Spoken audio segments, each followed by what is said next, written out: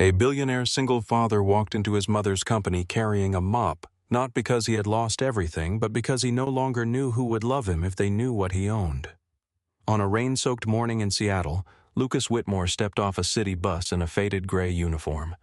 In his pocket was a note from his 8-year-old daughter reminding him to find someone who cared about both of them, not the family fortune. Inside the glass tower, executives ignored him. One woman humiliated him, and only a quiet designer stopped to help clean the mess. What followed would reveal the true cost of loneliness, the danger of hidden identities, and the difference between being admired and being truly seen.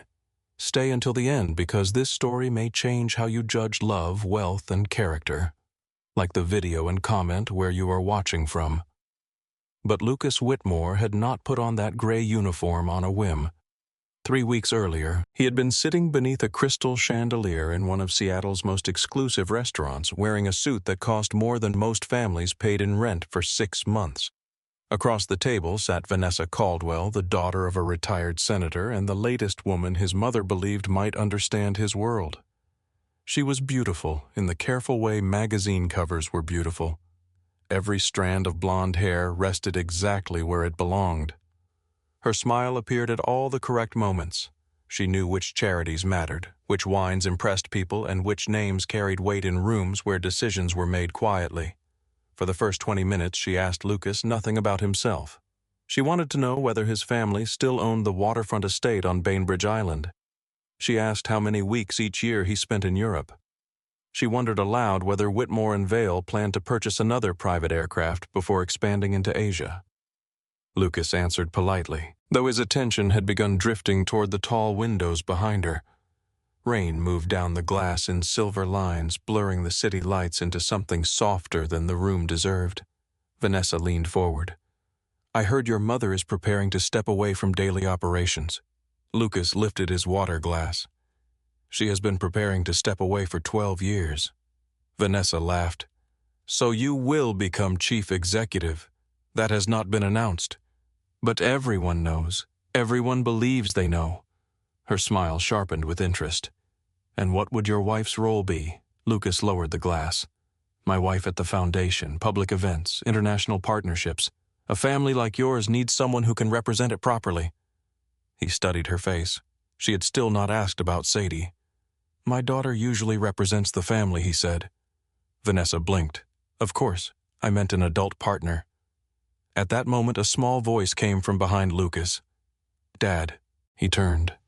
Sadie stood beside the table wearing her navy school coat, her dark curls still damp from the rain. In one hand, she held a sheet of drawing paper. Eleanor waited several feet away near the restaurant entrance, pretending not to watch. Sadie approached Lucas slowly. "We have to go soon. Grandma said I could show you first." Lucas's expression softened. "Come here." Sadie handed him the drawing.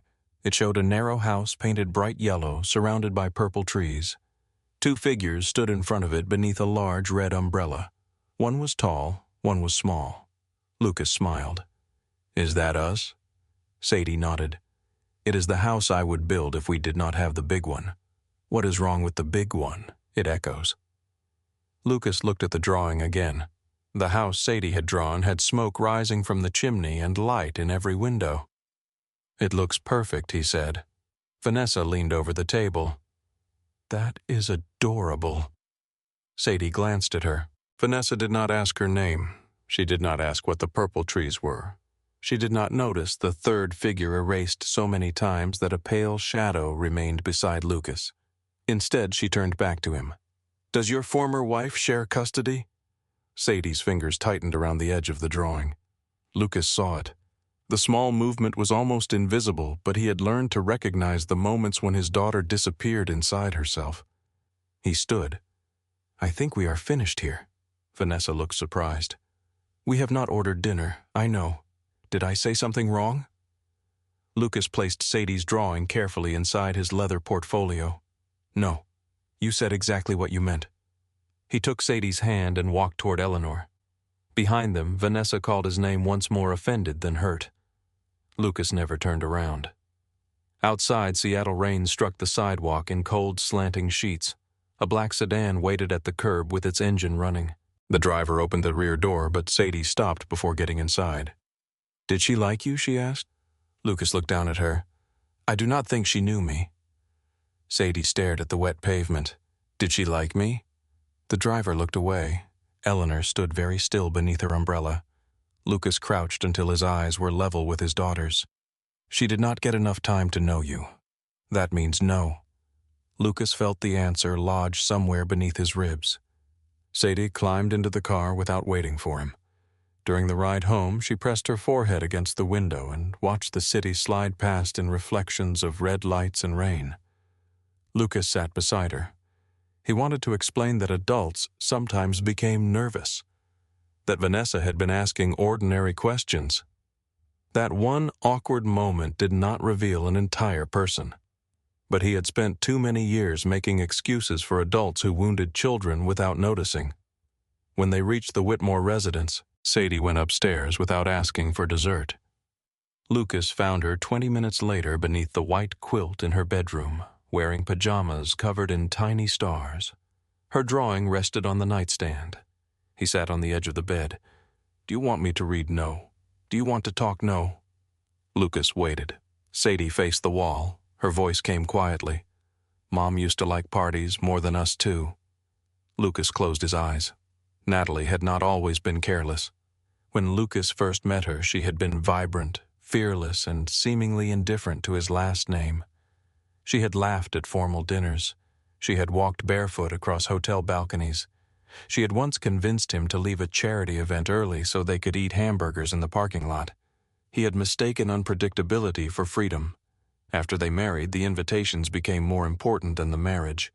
Photographs mattered more than mornings. Every disagreement ended with Natalie reminding him what she had sacrificed to join his family, though Lucas could never understand what she believed she had given up. When Sadie was born, Natalie loved the attention surrounding motherhood more than its quiet demands. She hired photographers before learning how to soothe her daughter. She attended benefits while Sadie had a fever. She posted family photographs taken on afternoons when Lucas had begged her to come home. The marriage ended after Lucas discovered that Natalie had been meeting another man during trips she claimed were for the family foundation. The betrayal hurt. Watching Sadie wait beside the window for a mother who missed her scheduled weekends hurt more. Natalie moved to Los Angeles after the divorce. At first she called every evening, then twice a week, then whenever guilt, loneliness, or a public holiday reminded her that she had a daughter. Lucas became Sadie's entire routine.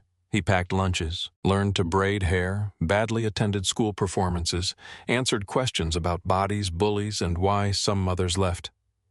He did not resent any of it. Being Sadie's father was the only part of his life that had never felt negotiated.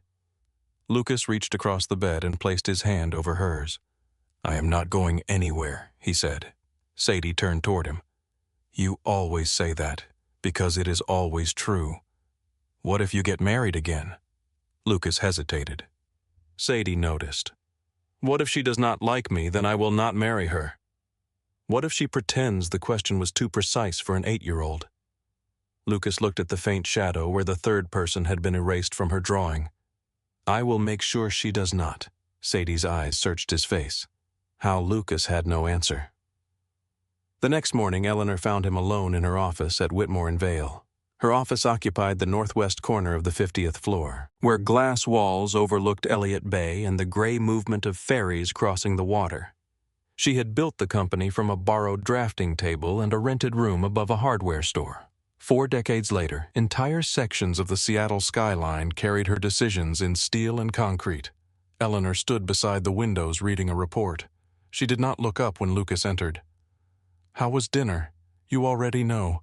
I know you left before the first course. Then you know enough." Eleanor closed the report. "I thought Vanessa might be different. You thought the last 4 might be different. I am trying. So am I." Lucas walked toward the window. Far below them, employees crossed the plaza beneath umbrellas. From that height, they looked almost identical. "I can survive another terrible dinner," he said.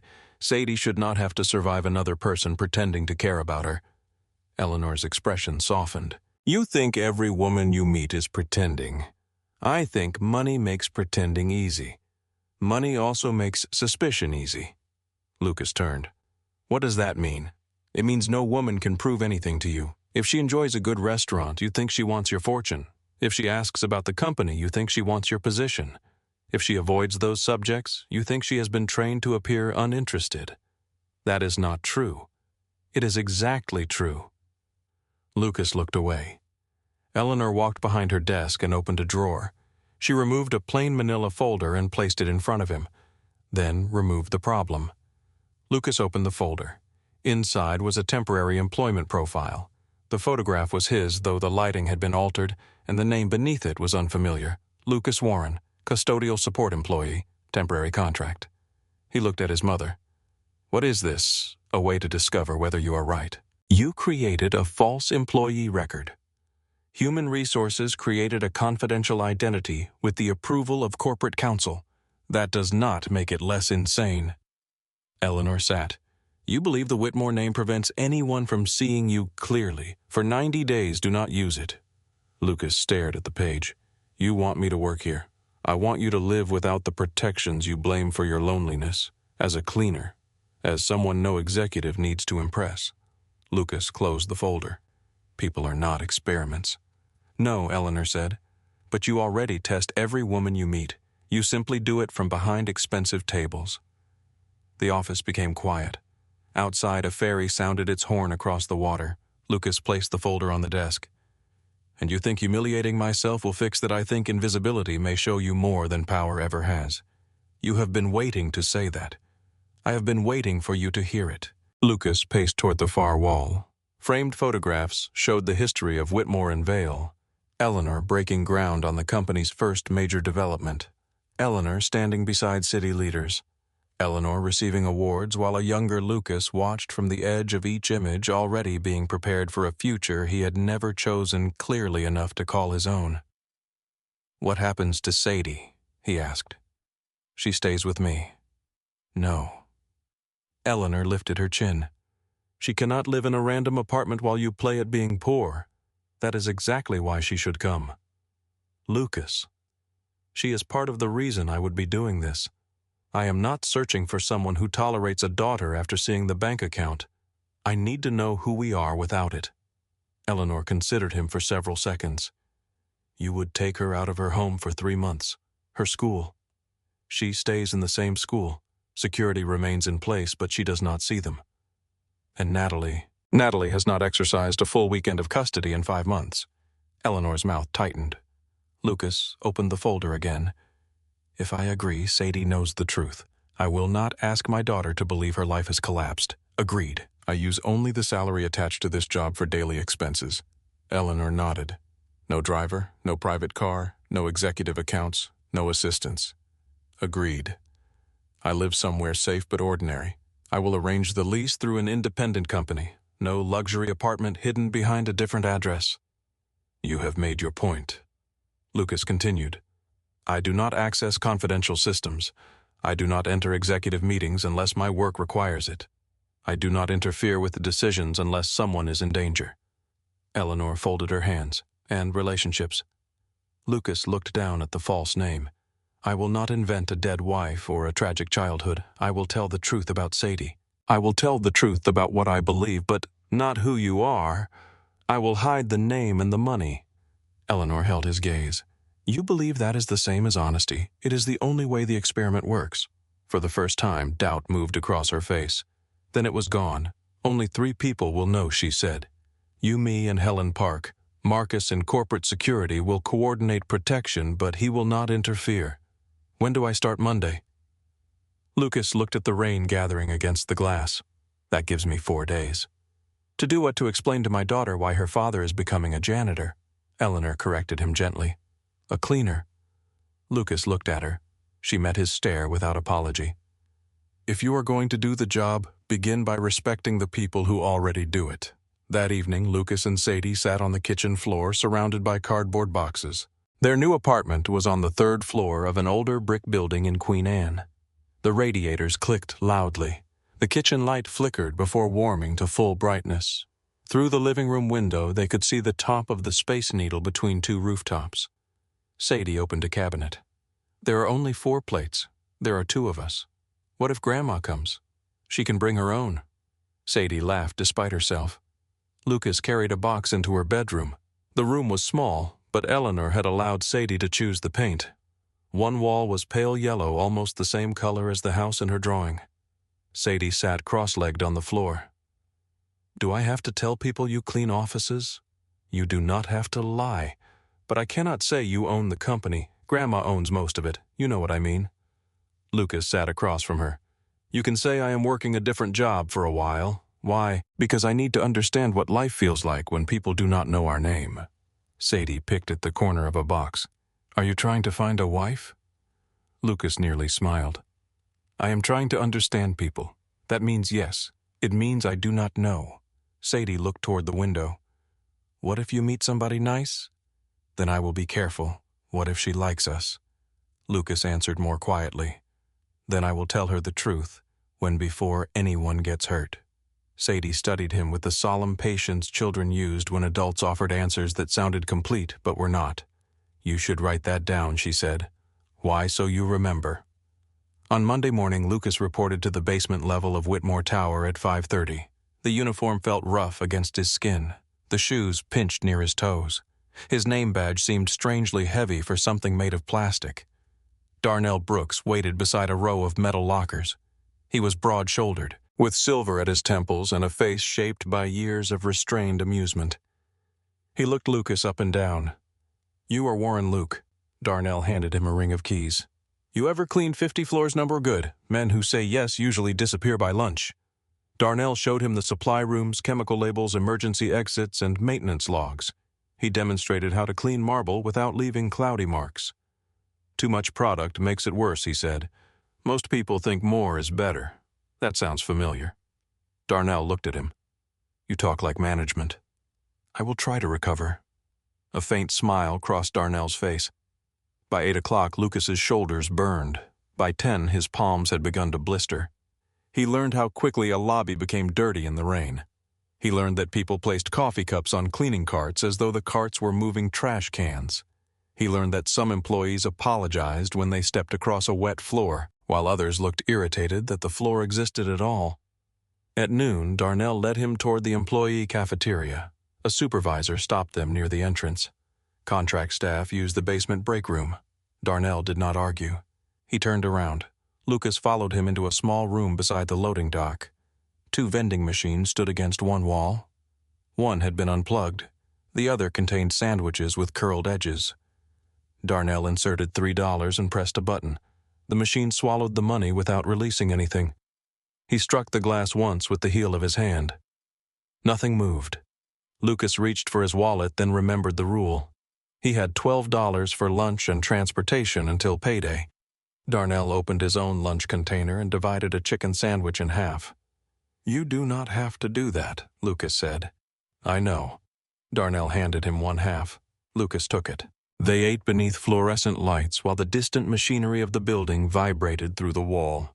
How long have you worked here? Lucas asked. 18 years. You must know everyone? Darnell laughed. I know who leaves food in drawers. I know who cries in empty conference rooms. I know who drinks at lunch and covers it with breath spray. He took another bite. They do not know me. Have you met Eleanor Whitmore? I cleaned her office for 6 years. That was not my question. Darnell looked at him. No. Lucas glanced toward the ceiling as though he could see through 50 floors of concrete. What about her son? Never seen him. What do people say, that he is either brilliant, broken, or spoiled?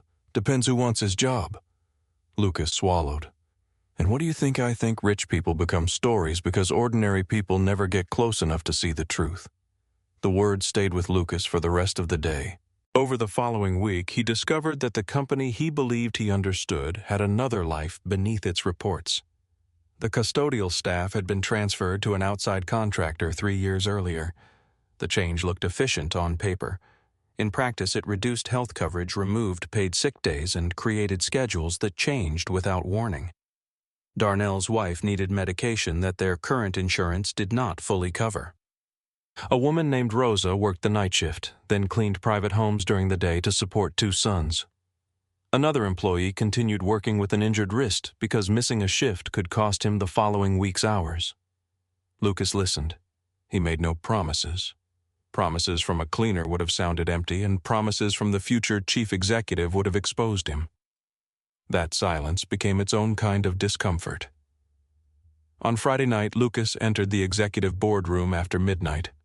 The city stretched beyond the glass walls, wet and luminous.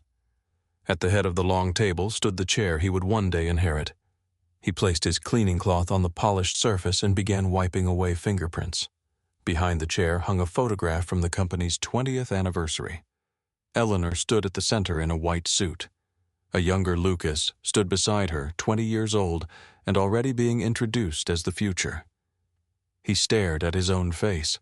The young man in the photograph looked certain. Lucas could not remember feeling that way. Darnell entered with a vacuum. "You missed a spot." Lucas followed his gaze. A pale mark remained across the glass, covering the photograph. Lucas sprayed the surface and wiped slowly until his own younger face disappeared beneath the cloth, then returned clearer than before. The following Monday, Lucas pushed his cart toward the design floor. The elevator doors began to close before a woman's hand reached between them. Maya Reynolds held the doors open. She recognized him immediately. "Morning, Luke."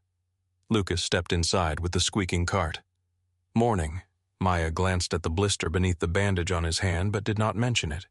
She simply moved aside to give him more room. For the first time since he had entered the building, someone had made space for him before being asked. For the first time since Lucas had entered the building, someone had made space for him before being asked. The elevator rose in silence. Maya stood beside the control panel with a leather portfolio tucked beneath one arm. Rain darkened the shoulders of her coat, and a loose strand of brown hair clung to her cheek. She looked tired, but not distracted. When the cartwheel squeaked, she glanced down at it.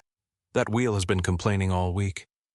Lucas rested one hand on the cart. "It has strong opinions. Has anyone tried fixing it? I think everyone is waiting for it to retire." Maya smiled. The doors opened on the 27th floor. 2 junior executives stepped inside without acknowledging Lucas. One of them moved directly in front of the cart, forcing Lucas to pull it back to keep the wet mop handle from striking his coat. Maya noticed. "Could you give him a little room?" The man looked over his shoulder. Only then did he seem to realize Lucas was there. "Right. Sorry." He shifted half a step. Maya said nothing else. She did not look at Lucas for approval. She simply returned her attention to the floor numbers above the door. That small absence of performance stayed with him. Many people were kind when kindness had an audience. Maya seemed kind even when the moment was too ordinary to remember. When they reached the design floor, she held the doors while Lucas pushed the cart into the hallway. "Have a good morning, Luke." "You too." She walked toward her department. Lucas watched her greet the receptionist by name, then stopped to help a delivery driver balance 2 heavy sample boxes. She did not become warmer when speaking to someone important. She did not become colder when speaking to someone who was not. Darnell appeared behind Lucas carrying a vacuum hose. "You planning to clean this floor or marry it?" Lucas turned. I was observing. That is what lonely men call staring. Lucas took the vacuum hose from him. "I am not lonely." Darnell gave him a patient look. "Then you are staring for professional reasons." Lucas pushed the cart forward before Darnell could say anything else. Over the next 2 weeks, he began noticing Maya in the quiet spaces between meetings. She arrived before most of her team and often left after them. She kept a jar of peppermint candies on her desk, not for herself, but for the interns who came to her office nervous. She remembered whose mother was recovering from surgery and whose son had a science competition. When someone made a mistake, she corrected the work without humiliating the person. Once Lucas saw a project manager point toward Darnell and say, "Can you have the help remove those boxes?" Maya looked up from her tablet. "His name is Darnell." The project manager blinked. "I did not mean anything by it. I know. That is usually when people should listen most carefully to what they say." Darnell hid a smile as he lifted the boxes. Later in the service elevator, Lucas asked him whether Maya had always been like that. Darnell leaned against the wall. "She has been here 6 years. I have never heard her speak down to anyone. Not once. Not where I could hear it. That matters." Darnell studied him. "You keeping records, I like to know who I work around. You ask a lot of questions for a man who empties trash." Lucas looked at the glowing floor numbers. People say more when they think you do not matter. Darnell's expression changed slightly. That is true. He did not ask Lucas what had taught him. The Harbor Point Community Project occupied nearly every surface in Maya's department. Architectural drawings covered the walls. Material samples filled the conference room. Models of apartment buildings, gardens, public walkways, and a childcare center stood beneath clear plastic covers. The project was meant to transform an abandoned industrial property near the waterfront into a mixed-income neighborhood. Maya had spent almost 2 years developing the plan with local residents. Blake Mercer saw it differently. To him, Harbor Point was valuable land burdened by too many promises. Lucas first understood the conflict while emptying trash during a department meeting. Blake stood at the head of the table in a navy suit, one hand resting on the back of Maya's chair. "The luxury residential component needs to expand," he said. "We are leaving money on the table." Maya turned a page in front of her. "The current design already meets the board's profit target. It meets the conservative target. It also meets the commitments we made to the city." Blake smiled as if she had said something charming. "Commitments can be revised, not without changing the zoning agreement. Our legal team can negotiate. The community supported this project because of the affordable units, public park, and childcare center." Blake looked toward the other executives. "We are not building a monument to public gratitude." Maya's jaw tightened. "We are building what we promised." Lucas wiped the glass wall beside them, moving slowly enough to hear, but not so slowly that anyone might notice. Blake began clicking through the presentation. Several slides had been changed. The affordable housing percentage was lower. The park had been reduced. A line of luxury towers now stood where Maya's community center had been. Maya stared at the screen. "These are not my revisions. They are company revisions. You remove the childcare center. It does not produce revenue. It qualifies the project for city incentives." Blake glanced at her. "Let finance concern itself with incentives." Maya closed her folder. "Finance did. Their original projection included them." Blake's smile faded. "Then send me a revised model by Friday. The current model is accurate. Send it anyway." He ended the meeting before she could respond. The room emptied. Maya remained seated, looking at the altered plans on the screen. Lucas collected half-empty coffee cups from the table. When the last employee left, she spoke without looking at him. "Do you ever wish you could throw something at your supervisor?" Lucas placed a cup into the trash bag. "Frequently." She glanced at him. "You have been here 3 weeks?" "He makes an impression." That drew a tired laugh from her. Lucas looked toward the screen. "Why does he want the childcare center removed?" "He says the operating cost weakens the project." "Does it know?" "The city incentive covers most of the construction. The residential association covers operations after that." Lucas studied the figures visible on the slide. "The parking estimate is wrong." Maya looked at him. He pointed toward the lower corner of the screen. "The revised plan assumes the luxury units require the same parking ratio as the mixed income version. They do not. Higher-priced units will require more spaces under the current agreement." Maya stood. She walked closer to the screen. Lucas immediately regretted speaking. She enlarged the figure. "You are right. It may be nothing. It changes the excavation cost by at least $8 million. Lucas reached for another cup. Maya turned toward him.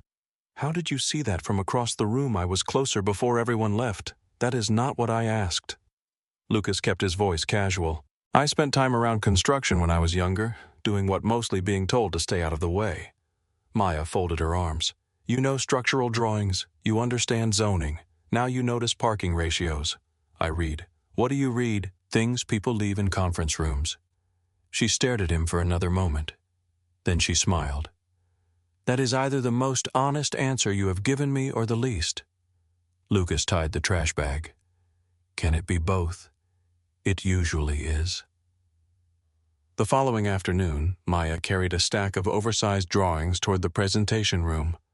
The top folder slid sideways. Blueprints spilled across the marble floor, spreading in every direction. Lucas set down his mop and hurried toward her. "I have them. You do not have to help. Neither did you in the lobby." Maya looked at him, remembering. Fair enough. They crouched on opposite sides of the scattered plans. Lucas gathered several sheets and aligned their corners. As he lifted one drawing, a measurement near the foundation grid caught his attention. He placed another sheet beside it. The column spacing did not match. He checked the revision date. One plan had been updated. The structural sheet had not. Maya noticed him studying the page. "What is it?" Lucas hesitated.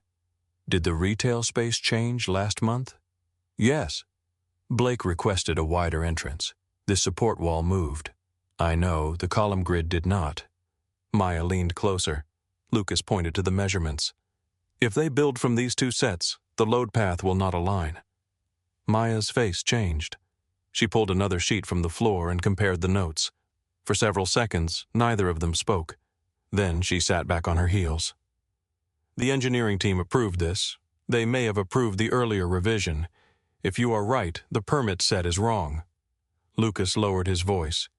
"You should have someone verify it." Maya gathered the drawings quickly. "Come with me." Lucas looked toward his cart.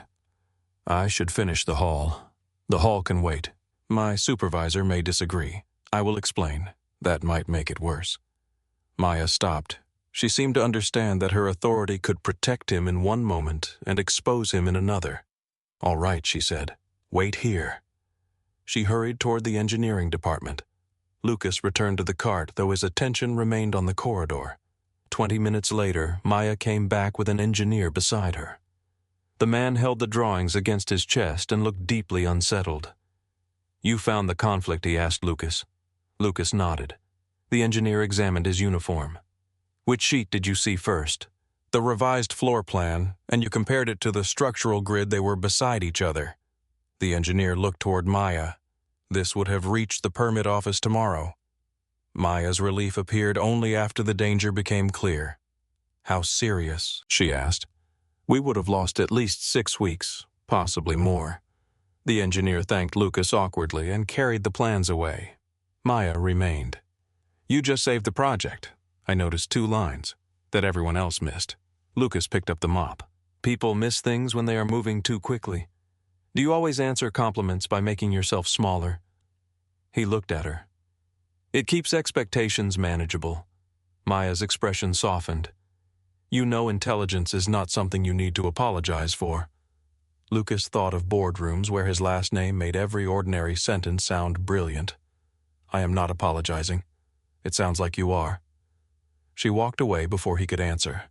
That evening, Maya found him in the basement break room. Darnell had already left. Lucas sat at the small table, wrapping gauze around a blister on his palm. Maya placed a paper cup beside him. "Coffee." He looked at it. "Should I be concerned? It is not poisoned." "That was my second concern." She sat across from him. "The structural team confirmed the mistake. They are issuing a corrected set tonight. I am glad. I told my department you found it." Lucas looked up. "You should not have. Why people do not like being corrected by someone they consider beneath them." Maya's eyes narrowed. "Do you consider yourself beneath them? No. Then why help them believe it?" Lucas pulled the bandage tighter. "Because I need this job." The answer carried enough truth to stop her. Maya looked around the basement room. The broken vending machine stood against the wall. A stain spread across one ceiling tile. The air smelled faintly of bleach and old coffee. "This is where you eat, when the vending machine feels generous." She glanced at the cup she had brought him. "I complain about the design floor coffee. You have been living recklessly." She smiled, then noticed his lunchbox on the chair beside him. Sadie's purple note stuck out from beneath the lid. Maya did not touch it. "How is your daughter critical of my cooking?" "That sounds healthy. She believes vegetables are a personal attack. My father used to hide spinach in pasta sauce. Did it work? No. But watching him try made dinner entertaining." Lucas rested his hands on the table. "You were close to him, very. Where he died 5 years ago. I am sorry." Maya looked down at the coffee cup. "He repaired elevators for 32 years. Lucas waited. He came home smelling like metal and machine oil, she continued. People spoke over him all the time because he did not use their vocabulary. Then something broke and suddenly he was the most important man in the building. That happens here, it happens everywhere." She looked at Lucas's bandaged palm. "Maybe that is why I notice." The room grew quiet. Lucas realized she had not come to question his education. She had come because someone she respected had once worn work clothes that made other people underestimate him. Maya stood. "Do not let that blister get infected." "Yes, ma'am." She pointed at him. "Do not call me that." "Yes, Maya, that was worse somehow." After she left, Lucas looked at the coffee cup for a long time before drinking from it. 2 days later, Sadie's school closed early because a water pipe burst in the building. Lucas received the call while cleaning the 41st floor. Eleanor was in Portland for a meeting. The emergency caregiver listed under Lucas Warren was unavailable. Lucas could not send a Whitmore driver without risking attention. He called Darnell. An hour later, Sadie sat in the custodial break room with her backpack at her feet and colored markers spread across the table. Darnell handed her a package of crackers from the vending machine. "You are taller than your father described." Sadie looked at Lucas. "What did you say?" "That you were 8. That is not a height." Darnell laughed. Lucas pointed toward the table. "Homework." "I finished it. Read." "I read on the bus. Draw quietly." Sadie looked at Darnell. "He always gives up at the third idea. I noticed." Lucas left to finish cleaning the nearby offices while Darnell completed his shift. Sadie drew the Seattle skyline from memory. She included the Space Needle, the waterfront, and a building shaped like 2 open hands. Maya entered the break room while searching for Lucas. She stopped when she saw Sadie. Sadie looked up. "You are the coffee lady." Maya turned toward Lucas, who had just appeared in the doorway. "The coffee lady." Lucas cleared his throat. "She remembers details." "I see." Maya approached the table. "May I?" Sadie moved her markers aside. Maya sat across from her and studied the drawing. "This building is interesting. It is a house, for giants, for kids and their dads." Maya looked at Lucas, but he kept his eyes on the supply shelf. Sadie continued. "The apartments go here. The 2 sides come together over the playground so it does not rain on anybody. That is smart, and nobody has to leave if their mom goes away." The room became still. Lucas looked toward his daughter. Sadie kept drawing. Maya did not ask what had happened. She did not offer sympathy that would make Sadie feel examined. Instead, she pointed to the top of the building. "You have a lot of unused roof space." Sadie considered it. "What should go there? A garden? Vegetables if your father gets to choose." "Then no." Maya laughed. "What would you plant? Strawberries, flowers, maybe a tree. A tree would need deeper soil." Sadie selected a green marker. "Then we make the roof stronger." For the next 20 minutes, they redesigned the building together. Maya showed Sadie how to add stairs and windows. Sadie rejected 3 of her suggestions and improved 2 others. Lucas pretended to organize supplies while watching them. He had seen women attempt to charm Sadie before. They brought expensive gifts. They praised her dress. They asked for photographs. Maya did none of those things. She listened. When Sadie disagreed, Maya took her seriously. When Sadie grew quiet, Maya did not rush to fill the silence. Lucas felt something inside him shift. It was not relief. It was fear. Maya was no longer simply a woman whose company he enjoyed. Sadie was beginning to see her too. Heavy rain began just before Lucas's shift ended. The 3 of them stood beneath the building awning while water rushed along the curb. Lucas checked the bus schedule on his phone. 20 minutes. Maya looked across the street. "There is a food truck under the covered walkway." Sadie looked at Lucas. "I am hungry. You ate crackers. Darnell said crackers are not dinner." Lucas glanced at Maya. She raised both hands. "I am only a witness." They crossed the street beneath Sadie's pink umbrella, which was too small for all 3 of them. Maya held it over Sadie. Lucas walked beside them in the rain.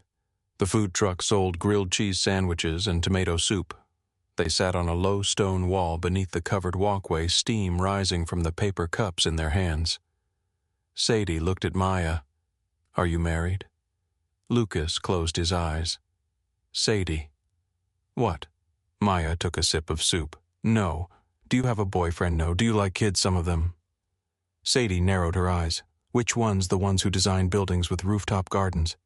Sadie accepted this. Lucas looked at Maya. "Thank you for surviving the interview. Is there a second round references?" Sadie took a bite of her sandwich. "I can be a reference. You have known her for 40 minutes. I know enough." Maya smiled, but Lucas heard the seriousness beneath Sadie's answer. On the bus ride home, Sadie fell asleep with her head against Lucas's shoulder. Maya sat beside them near the back. The bus moved through wet streets, its windows fogged by coats and breath. Lucas pulled Sadie's hood over her hair. "She trusts you," Maya said quietly. "She trusts quickly. No, she does not." Lucas looked at her. Maya continued. "She asks questions quickly. That is different." He looked down at Sadie's sleeping face. "She has had reasons to be careful." Her mother, Lucas, watched rain stream across the window. "She lives in California. Does Sadie see her not often?" Maya waited. Lucas appreciated that she did not force him to continue.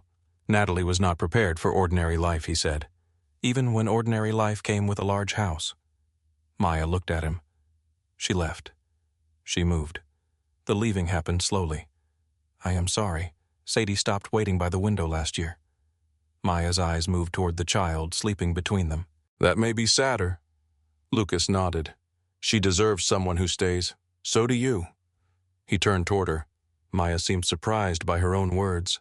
Lucas looked away first. A week later, he and Maya sat in the empty design studio after everyone else had gone home. She had spent the evening correcting cost projections Blake's team had altered. Lucas replaced trash bags and listened as she muttered at the spreadsheet. "Why do wealthy developers always want more glass?" she asked. Lucas glanced toward the window surrounding them. Glass looks transparent, and it allows powerful people to feel open without giving up privacy. Maya stopped typing. That sounded personal. I read, "There it is again. What the wall?" Lucas tied the trash bag. "I thought we were discussing glass." "We are." She leaned back in her chair. "My former fiancé loved glass buildings." Lucas paused. Maya looked toward the city. He was a venture capitalist. His family had money before anyone remembered why. At first, he made generosity feel romantic. Trips, gifts, introductions. What changed? Nothing. I simply understood it later. She closed the laptop. Every gift became evidence that I owed him something. Every opportunity came with permission attached. Lucas leaned against the edge of a desk. "Why did you leave?" "He offered to fund my own design studio." "That sounds like something you wanted." "It was." "What was the condition?" "I stopped accepting projects he considered embarrassing." Lucas already knew the answer would matter. "What did you say?" "I gave back the ring." He looked at her hands. There was no jewelry. "Do you hate wealthy people?" he asked. Maya shook her head. "I hate people who think money makes consent unnecessary." The words settled between them. Lucas felt the full shape of his secret for the first time. He had told himself he was removing wealth from the equation. He had not considered that he was also withholding information Maya might need to choose freely. She looked at him. "What about you? What about me, Sadie's mother? Did you love her? Yes. Do you still know? Do you hate her?" Lucas thought carefully. "I hate what waiting did to Sadie." Maya's expression softened. "That was not the question. It is the answer I have." She accepted it. When they left the building, the rain had weakened to a fine mist. They walked together toward the bus stop. At the corner, Maya stopped. "You know, Luke, I still cannot decide whether you are the most honest person I know or the most secretive." Lucas looked at her beneath the streetlight. "Maybe you should be careful." "Is that advice?" "It is a warning. Should I listen?" "Yes." Maya stepped closer. "Are you going to tell me why Lucas could hear the traffic moving on the wet street behind her?" He could see his own reflection in the dark shop window beside them, dressed in gray, carrying a lunchbox Sadie had decorated with a purple star. He wanted to tell her. He wanted to say his name correctly. He wanted to explain Eleanor, the company, the apartment, the rules, and every fear that had led him there. Instead, he said, "Not tonight." Maya searched his face. The bus arrived with a hiss of brakes. She stepped toward the open doors, then turned. "Good night, Luke." "Good night." Lucas watched the bus carry her away. At home, Sadie was asleep on the couch with a book open across her chest. Lucas covered her with a blanket and sat at the kitchen table. He opened his phone. Maya's name appeared at the top of their message thread. He typed slowly. "There is something important I need to tell you." His thumb hovered over the screen. Sadie appeared in the hallway, rubbing one eye. "Are you telling her Lucas locked the phone? You should be asleep." "That is not an answer." He looked at the dark screen in his hand. "Not tonight." Sadie stood beneath the weak kitchen light. "You said before anyone got hurt." "I remember." "Then why are you waiting?" Lucas had negotiated billion-dollar contracts with less difficulty than he felt answering his daughter. "Because once I tell her, I cannot control what happens." Sadie looked at him for a long moment.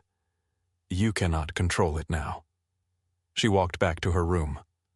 Lucas unlocked the phone. The unfinished message waited on the screen. Outside the apartment window, rain softened the city into blurred lights and uncertain shapes. Lucas read the sentence once more. Then he deleted it. Lucas deleted the message, but the truth did not disappear with it. It followed him into the elevator the next morning. It stood beside him while he wiped rain from the lobby floor. It remained between him and Maya every time she smiled, as though she had decided for reasons he did not deserve to trust the man named Luke. By 8:30, the design floor was already tense. Maya's team moved quickly between desks carrying revised drawings and boxes of material samples into the main conference room. The Harbor Point proposal was scheduled for an executive review that afternoon, and Blake Mercer had requested the final presentation only 12 hours earlier. Lucas entered with his cleaning cart as Maya stood in front of a wall of printed plans. She wore dark trousers and a white blouse with the sleeves rolled to her elbows. Her hair was pinned back loosely, though several strands had escaped around her face. She held a red marker between her teeth while comparing two financial reports. Lucas stopped beside the trash bin. "You look calm." Maya removed the marker. "I am considering whether setting fire to the building would improve my schedule. It would shorten the meeting. That is the most useful suggestion I have received all morning." Lucas lifted a stack of empty coffee cups from the table. On the screen behind Maya, the opening slide displayed the project name above a rendering of the waterfront site. The child care center was missing. Lucas looked again. The public garden had been reduced to a narrow strip between two towers. Luxury apartments now occupied most of the eastern parcel. Maya saw his expression. "Blake's version. You are presenting this." "He is. Then why is your name on it?" She looked toward the conference room doors. "Because my team produced the original work." Lucas placed the cups into the trash bag. "Does the board know he changed it?" "They will. How I plan to tell them." There was no fear in her voice, but Lucas noticed the way she pressed the red marker too hard against her thumb. A junior designer entered carrying a laptop. "Maya Blake wants you in the conference room. I will be there in a minute," he said now. Maya closed the report. Lucas watched her straighten her shoulders before walking away. He recognized the movement. It was what people did when they had to enter a room where anger would be used against them. The executive review began at 2. Lucas was assigned to clean the corridor outside the conference room, a coincidence he suspected Darnell had arranged after hearing about the presentation. Through the glass wall, Lucas could see Eleanor seated at one end of the table.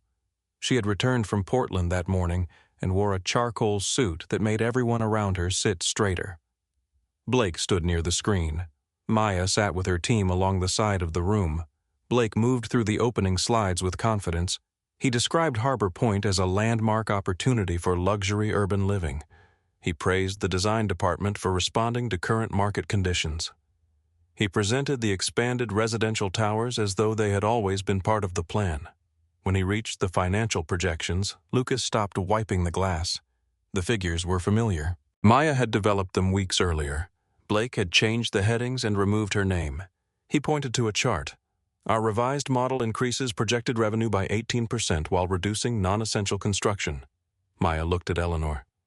The model does not include the city incentives connected to the original community plan.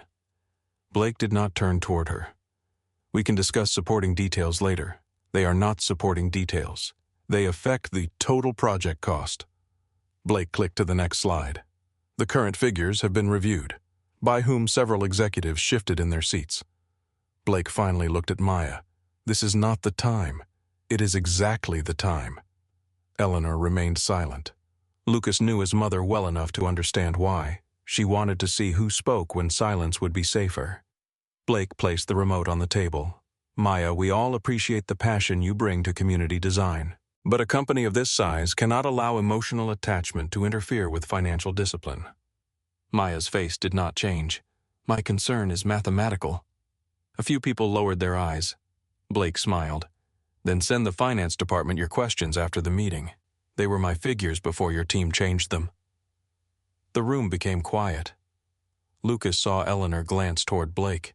Blake picked up the remote again. "Your department was compensated for producing the work. My team was paid to design the project the city approved, and the company has the authority to revise its own property, not while presenting outdated cost assumptions as current." Blake's smile vanished. He advanced to the next slide. The discussion continued, but Maya was not invited to speak again. When the meeting ended, executives filed into the hallway. Lucas lowered his eyes and moved the cart aside. Blake emerged beside Eleanor. "I apologize for the interruption," he said. "Maya has always been personally invested in this project." Eleanor looked at him. "That is usually why people produce good work." Blake's expression tightened. "Of course." She continued toward the elevator. Maya remained in the conference room gathering papers while the rest of her team left quietly. Lucas waited until the corridor emptied. Then he pushed his cart inside. Maya did not look up. "Did you hear all of that?" "The glass is very clean." She gave a short laugh that carried no amusement. "I should have expected it." "No." She stopped gathering papers. "No, you should not have to expect someone to put his name on your work." Maya pressed both palms against the table. "He knows exactly how far he can go. Then move the line." She looked at Lucas. "With what authority?" "The numbers.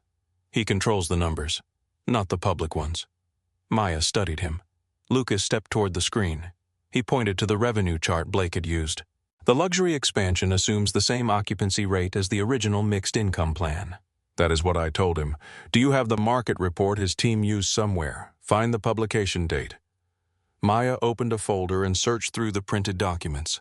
Lucas continued. "The tax incentive was approved by the city council.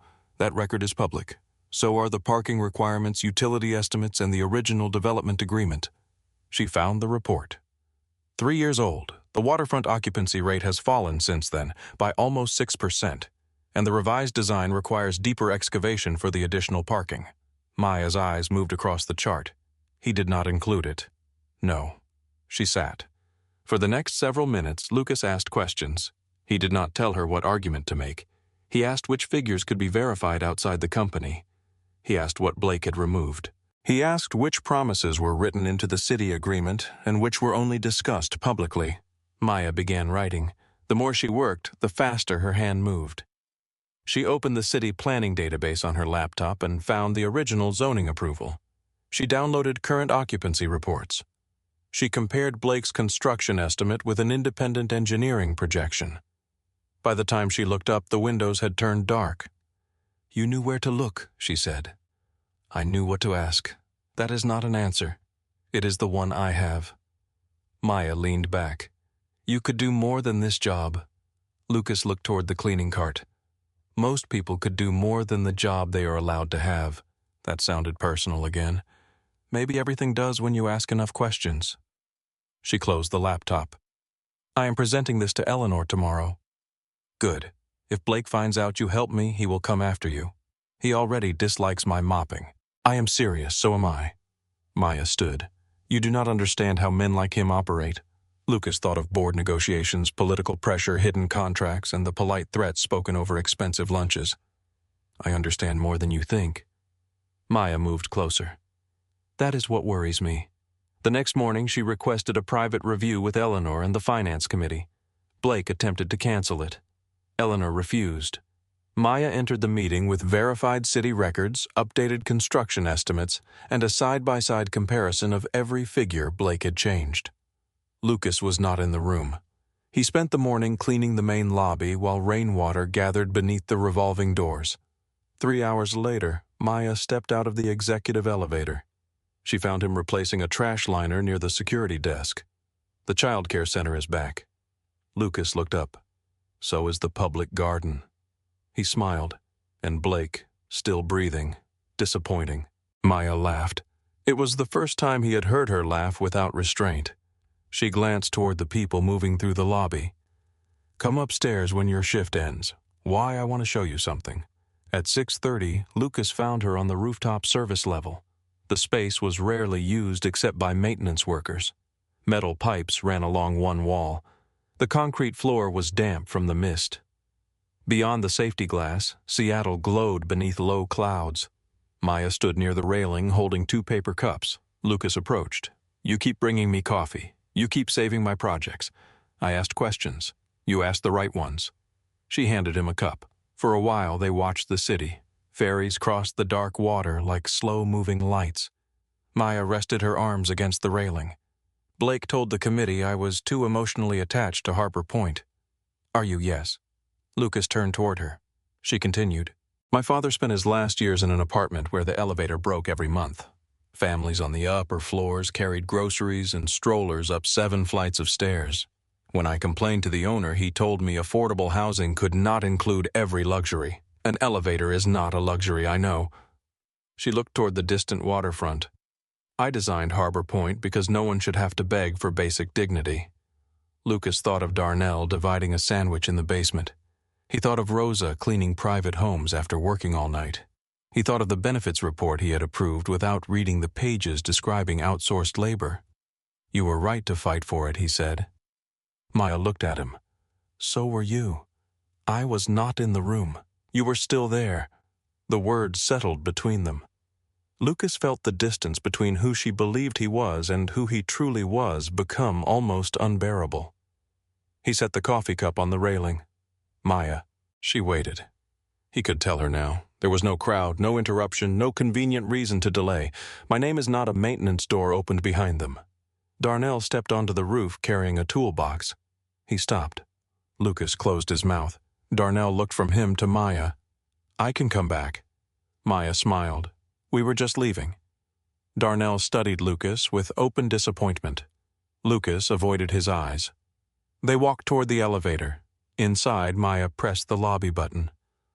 "What were you going to say?" Lucas watched the doors close. "That I am not good at accepting credit." Maya looked at him for a long moment. "No," she said softly. "You were going to say something true." The elevator descended.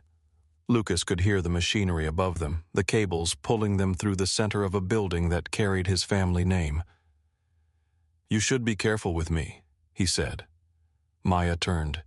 "You have said that before. I mean it. Is there a wife somewhere? No. Another family? No. Are you in trouble? Not the kind you mean." She stepped closer. "Then stop warning me and tell me." Lucas looked into her eyes. He saw patience there, but also a boundary. She would not wait forever. He wanted to speak. Instead, he kissed her. For a fraction of a second, Maya did not move. Then her hand touched the side of his face. The kiss deepened, quiet and uncertain, carrying every conversation they had avoided and every question he had refused to answer. When the elevator slowed, they separated. Maya's forehead rested briefly against his. "That was a terrible answer. I know." The doors opened into the lobby. Maya stepped out first. Before walking away, she turned.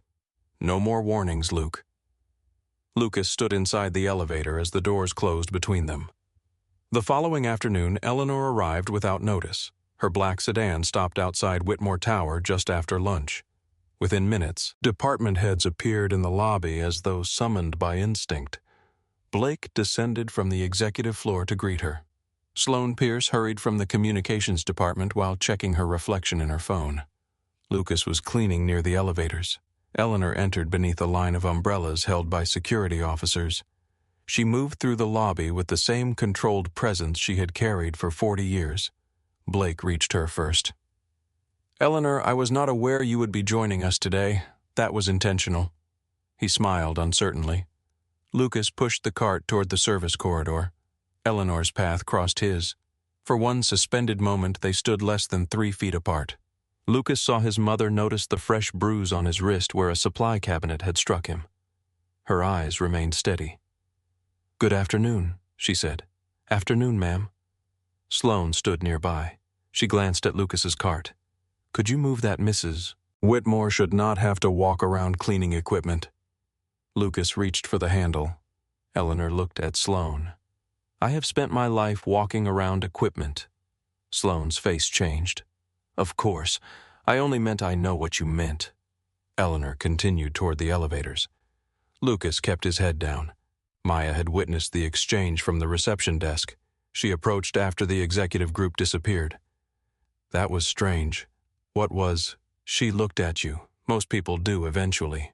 No. She looked at you as though Maya stopped. Lucas waited. As though what? She shook her head. Nothing. Before he could respond, a loud argument rose near the main elevators. Darnell stood beside a large floor machine while Sloan blocked the elevator doors. The service elevator is being repaired, Darnell explained. This is the executive bank. I need to reach the 35th floor, then wait for maintenance. The machine weighs 200 pounds. That is not my problem. Maya walked toward them. The service elevator will be unavailable until 4. Sloan looked at her. Then facilities should reschedule. The conference floor must be cleaned before the client event. Use the stairs. Darnell stared at her. Maya's voice became quiet. You are asking a 57-year-old man to carry industrial equipment up 35 floors. I am asking him to follow building policy. Building policy allows temporary access when the service elevator is unavailable. Sloan folded her arms. I manage public image for this company, then this should concern you. Several employees had begun watching. Sloan's cheeks colored. Eleanor emerged from a nearby corridor. What is the delay? Sloan turned immediately. Nothing. We were resolving a facilities issue, Maya answered before Darnell could speak. The service elevator is broken. Darnell needs access to the conference floor. Eleanor pressed the elevator button. Then he should take this one. Sloan stepped aside. Darnell pushed the machine into the elevator. Maya entered with him to hold the door. Eleanor watched her. Later that afternoon, Eleanor requested a private conversation with Maya. They met in a small sitting area outside the executive boardroom. Maya sat across from the woman whose decisions had shaped much of Seattle. Eleanor poured tea without asking an assistant. I reviewed your Harbor Point analysis, she said. Thank you. You challenged an executive vice president in front of the finance committee. I challenged his figures. Blake believes those are the same thing. That may be part of the problem. Eleanor almost smiled. Do you always speak this directly? Only when I am nervous. Then you must be terrified. Maya smiled politely. Eleanor placed her cup on the table. I also wanted to ask about the new custodial employee. Maya's expression shifted. Luke. Yes. Why he appears unusually involved with your department. Maya considered the question. He noticed an error in our structural plans. So I heard. He has also helped me understand several financial issues. A cleaner helped you understand development finance. Maya heard the skepticism. He asked questions no one else was asking. Do you trust him? Maya looked toward the rain beyond the windows. I trust what he does. That is not quite an answer. I am still waiting to trust what he says. Eleanor studied her. Does his secrecy concern you? Yes, yet you continue speaking with him. Maya met her gaze. Kindness and secrecy can exist in the same person. Can love the question came too directly. Maya looked at Eleanor. I did not say anything about love. No. Eleanor lifted her cup. You did not. When Maya left, Eleanor remained alone. Lucas entered through the side door several minutes later. You questioned her. I spoke with her. You had no right. I am chairwoman of the company. This is not about the company. Eleanor looked at him. That distinction disappeared when you began a relationship with an employee under a false identity. Lucas lowered his voice. I have not used my position. She does not know you have one. I am going to tell her. When he did not answer, Eleanor stood. You wanted someone who could love you without the Whitmore name. You have found a woman who may care for you despite believing you have nothing. That was the point. No, that was your excuse. Lucas stared at her. Eleanor continued. The point was to understand people. You are now allowing a woman to risk her heart and career without knowing who controls the building around her. I do not control her career. You will be chief executive. I am not yet. You are hiding behind technicalities. The accusation struck because it was true. Lucas looked toward the door. She told me she trusts what I do. Then do something worthy of it.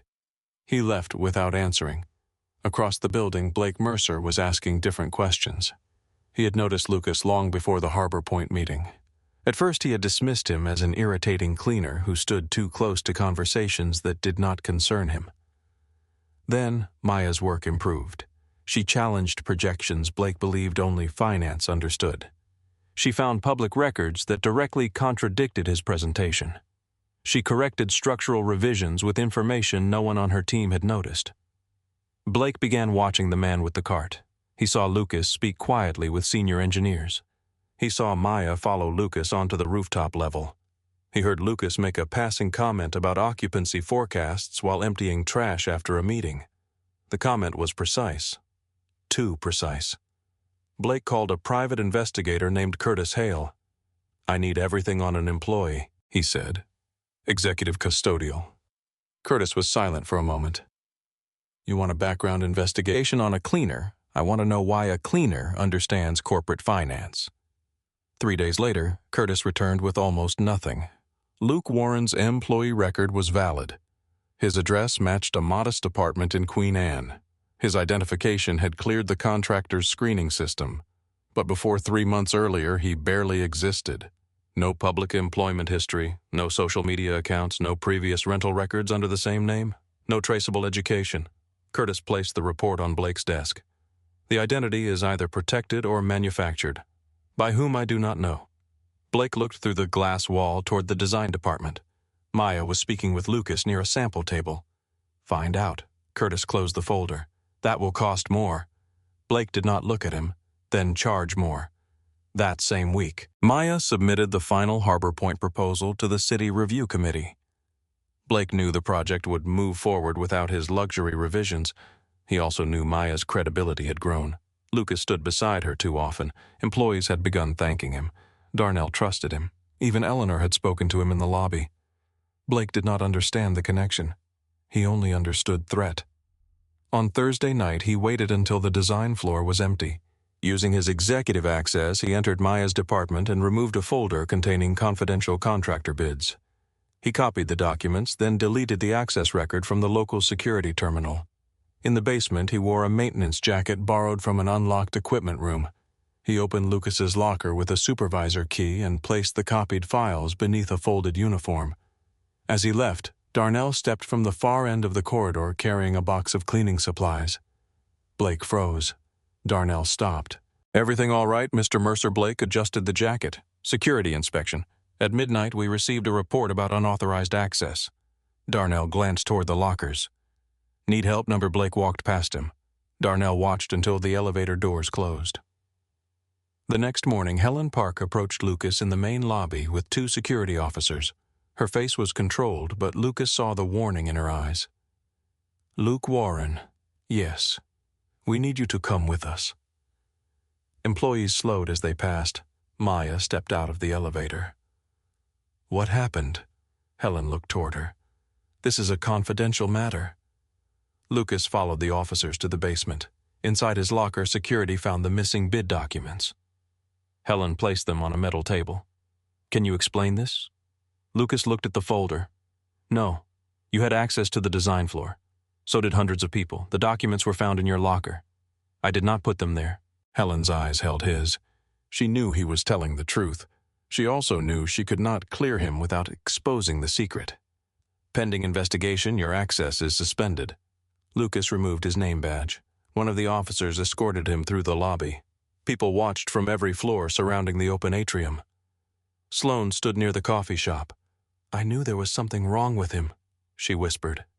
Maya turned toward her. "You knew nothing about him." Sloane looked at the security officers. "Apparently neither did you." Lucas heard the words. He did not look back. An emergency meeting was held that afternoon. Blake stood at the head of the conference table while Maya's team sat in stunned silence. He described the missing bids as a serious breach. He suggested that Lucas had used personal access to manipulate Maya. Maya's face hardened. "I gave him no confidential information." Blake folded his hands. "Then how did the documents reach his locker?" "I do not know, yet you continue defending him. I am asking for an investigation. Security found the evidence. Security found papers in a locker. That does not explain who put them there." Blake looked toward the others. "This is precisely why personal relationships across professional levels create risk." Maya stood. "My relationship with Luke has nothing to do with this project." "Then you admit there is a relationship." She ignored the question. I have watched people in this company lie while wearing suits that cost more than his monthly salary. I will not decide a man is guilty because evidence was found beside a mop. No one spoke. Blake's eyes became cold. You are risking your position, no, Maya said. You are threatening it. She gathered her papers and left the room. That evening, Lucas sat at the small kitchen table in the apartment. His uniform was still damp from the rain. The plastic name badge lay in front of him. Sadie stood in the doorway. Grandma said you got fired, suspended. Is that better? Not much. She walked toward the table. Why do they think you stole something? Someone put files in my locker. Tell them who you are. Lucas rubbed a hand across his face. I cannot. Why? Because the investigation has to be real. Sadie stared at him. Maya thinks you are a thief. She defended me. But she still does not know you. Lucas looked up. She knows me. No, she knows Luke. Luke is me. Sadie's voice rose. Then why do you need another name? The apartment became silent. Lucas reached for her hand. Sadie pulled it away. You wanted someone to love the real you, she said. How can she do that when you keep deciding which parts are real? Lucas had no answer. Sadie looked at the gray uniform. Mom used to lie because she wanted people to like her. Lucas flinched. I am not your mother. You are still lying. She went to her room and closed the door. Lucas remained at the table. After several minutes, he walked into his bedroom and opened the bottom drawer of the dresser. Inside were the things he had stopped carrying: his executive watch, his black credit cards, his private identification, a key card marked with unrestricted access to every floor of Whitmore Tower. Lucas placed the cleaner's name badge beside them. Luke Warren. Lucas Whitmore. The plastic cards rested inches apart. He had believed one identity protected the other. Looking at them now, he could no longer tell which man was hiding. By morning, Lucas had chosen neither name. The executive identification remained in the drawer beside the plastic badge that said, Luke Warren. He closed the drawer, dressed in plain clothes, and walked Sadie to school beneath a steady Seattle rain. She held the pink umbrella between them. Neither of them mentioned the argument from the night before. At the school entrance, Sadie stopped. Are you going to work? I am suspended. That is not what I asked. Lucas looked toward the line of parents and children moving through the doors. I have meetings. As Lucas or Luke? The question was quiet. He crouched beside her. Sadie. She stared at the wet sidewalk. You said Luke was real. He is. Then do not make him disappear because things got hard. Before Lucas could answer, she walked inside. He remained beneath the umbrella until the doors closed behind her. Across the city, Maya arrived at Whitmore Tower before sunrise. The design floor was nearly dark. Only the emergency lights glowed along the hall, reflecting in the glass walls like pale blue lines. She entered her office, set down her bag, and opened the folder containing the security report. The report was only 4 pages long. The missing contractor bids had last been registered in the secure records room at 9:16 on Thursday night. Lucas had clocked out at 8:47. His temporary access card had been used to enter the basement at 9:32, but the hallway camera had failed to record anyone entering the locker area. Security considered the card record enough. Maya did not. She read the times again. At 9:16, Lucas had already left the design floor. At 9:32, his card had been used downstairs. A person could leave the building and return. But Lucas took the bus. Maya knew his route. The last bus before 10 had departed from the stop across the street at 8:55. She opened their message thread. At 9:12, Lucas had sent her a photograph of Sadie asleep at the kitchen table beside a math worksheet. The message read, "She fought fractions and lost." Maya checked the photograph details. The image had been taken at 9:11. His apartment was at least 20 minutes from the tower, even by car. She called Helen Park. Helen answered after the third ring. Maya, it is 6:20 in the morning. I know. Is someone hurt possibly? Helen became alert. What happened? The access record is wrong. There was a pause. You should not have the report. I am the director of the department where the documents were stolen. That does not authorize you to investigate an employee matter. Luke was at home when his card entered the basement. How do you know he sent me a photograph? Helen's voice became careful. Photographs can be taken earlier. The metadata is time-stamped. Maya, pull the exterior security footage. That is already being reviewed. Then why was he suspended before anyone reviewed it? Helen did not answer immediately. Maya looked through the glass toward the empty hall. Someone wanted those files found quickly, she said. I cannot discuss an open investigation, then do not discuss it. Investigate it. She ended the call before Helen could respond. Maya spent the next hour reconstructing the evening. She called the engineering manager who had left the building at 8:30. She spoke with the night receptionist. She asked the cleaning supervisor which employees had been assigned to the basement. At 7:40, Darnell entered the design floor carrying a vacuum hose. He stopped when he saw Maya standing beside the conference table with records spread around her. You sleep here? Not yet. He set down the hose. You are looking into Luke? Yes. Darnell glanced toward the door. They tell you about Mercer. Maya became still. What about him? Darnell rubbed one hand over his jaw. I saw him downstairs Thursday night. What time? Close to midnight. We're near the custodial lockers. Maya stared at him. Why did you not tell security? He said he was doing an inspection. Wearing what, a maintenance jacket? Does Blake Mercer usually inspect lockers at midnight? Darnell's expression hardened. When you say it that way, no. Maya moved closer. Would you tell Helen what you saw? Darnell looked toward the elevator. People like Mr. Mercer do not forget names. That is why he keeps getting away with things. Darnell met her eyes. You planning to protect me? I am planning to make sure the truth does. He gave a humorless laugh. Truth does not sign paychecks. No. But Eleanor Whitmore does. Darnell considered this. Then he picked up his phone. Call Helen. By 9, the investigation had changed direction. Helen, the head of security, and 2 information systems specialists entered the basement. The access terminal outside the lockers showed signs of a manual deletion. Someone had removed 27 minutes of local activity. The information systems team retrieved a backup from the central server. At 11:43 on Thursday night, Blake Mercer's executive access had opened the design department. At 11:58, the same card had opened the basement equipment room. At 12:11, Lucas's temporary card had been used near the lockers. The records seemed contradictory until security inspected the supervisor key cabinet.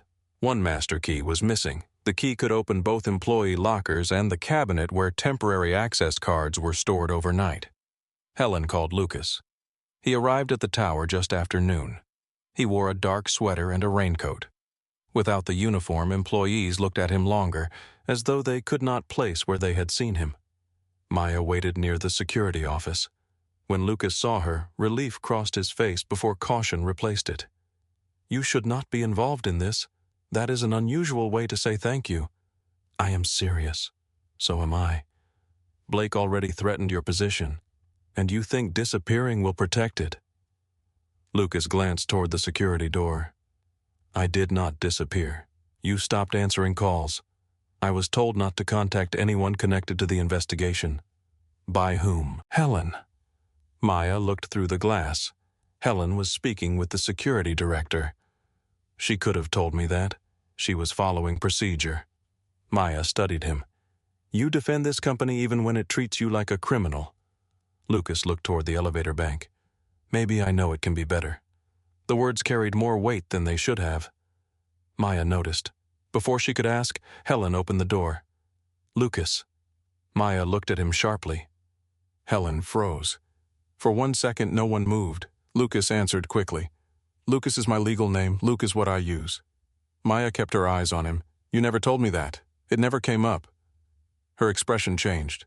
Lucas realized how weak the answer sounded. Helen stepped between them. We need to speak privately. Lucas entered the security office. Maya remained in the hall. Through the glass, she watched Helen show Lucas the restored access records. The security director placed photographs on the table. One image showed Blake entering the equipment room. Another showed him leaving the basement carrying a folder beneath the maintenance jacket. Lucas's face did not show surprise. It showed recognition. He had expected Blake to be involved. That unsettled Maya more than the evidence itself. An hour later, Blake was summoned from the executive floor. He entered the security conference room with an attorney from the company's legal department. Eleanor joined by video from a board meeting across town. Blake looked at the records and shook his head. This is absurd. The security director placed the photograph in front of him. You entered the design floor at 11:43. I was investigating a possible breach. Who authorized the investigation? I received an anonymous report. Where is the report? Blake leaned back. It may have been verbal. Helen looked at him. You said it was anonymous. It came through an internal line. Which line? I do not remember. The security director placed another image on the table. You entered the basement equipment room to inspect the access point. You removed a supervisor key. I did no such thing. Darnell stood near the door beside a company attorney. Blake saw him. His expression shifted almost imperceptibly. Darnell spoke. I saw you near the lockers. Blake looked at him as though noticing him for the first time. You are mistaken. I have worked in that basement 18 years. That does not make your memory reliable. Darnell's shoulders stiffened.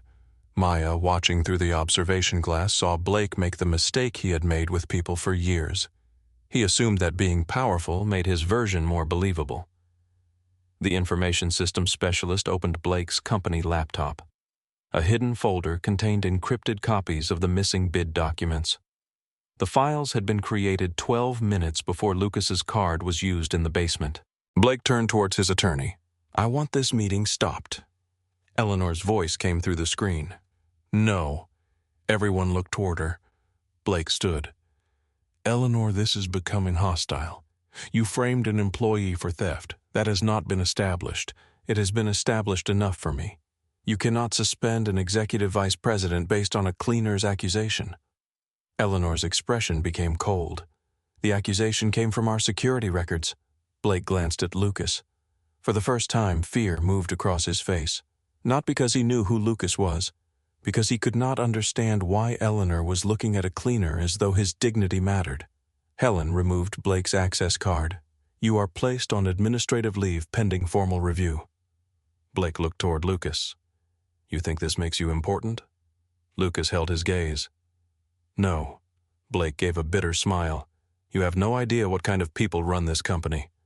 Lucas answered quietly. I know exactly what kind of people run it. Blake was escorted from the room. The investigation cleared Lucas completely. Helen offered to restore his employee access that afternoon. Lucas looked at the badge on the table. Not yet. Maya stood in the hallway when he emerged. You were right, Lucas said, about what evidence beside a mop is not the same as guilt. She did not smile. You knew Blake might do this. I knew he was threatened.